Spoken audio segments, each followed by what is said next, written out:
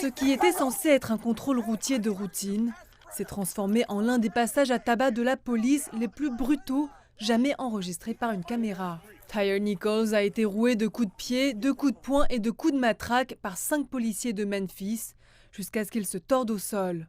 Dans le mois qui a suivi sa mort, de nouveaux détails troublants sont apparus. L'un des officiers de police est maintenant accusé d'avoir envoyé une photo de Tyre Nichols ensanglanté à des amis. 4 autres officiers de police avaient déjà commis des infractions au travail, y compris l'omission de signaler l'utilisation de la force physique.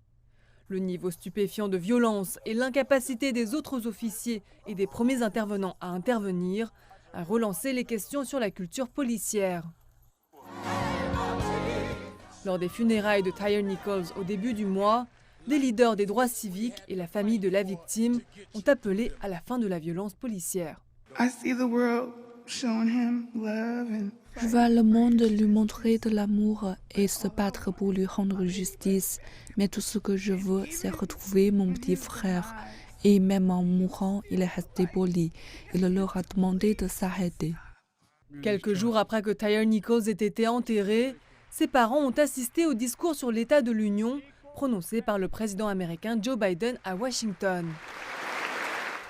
Certains affirment qu'au lieu d'applaudir la famille, les législateurs auraient dû s'excuser de ne pas avoir adopté la loi sur la police qui réviserait les pratiques policières dans tout le pays. Je sais que la plupart des flics sont des gens bons, décents et honorables. Mais ce qui est arrivé à Tyre à Memphis arrive trop souvent. Nous devons faire mieux. Un nouveau sondage Yahoo News YouGov montre que la majorité des Américains soutiennent les principales réformes énoncées dans la loi, comme l'interdiction des étranglements et la facilitation des poursuites contre les officiers accusés d'actes répréhensibles. Les 5 officiers impliqués dans le passage à tabac de Tyre Nichols ont tous été renvoyés et accusés de meurtre au second degré et d'autres délits. Ils risquent des décennies derrière les barreaux et devraient être mis en accusation la semaine prochaine. 2 autres officiers et 3 premiers intervenants en lien avec l'affaire ont également été licenciés ou suspendus. Les responsables ont ajouté que d'autres pourraient être sanctionnés alors que l'enquête se poursuit. La famille Nichols et des militants des droits civiques espèrent que des conséquences rapides et sévères seront désormais la norme pour le traitement de futurs cas de violence policière. Tony Waterman, CGTN, Austin, Texas.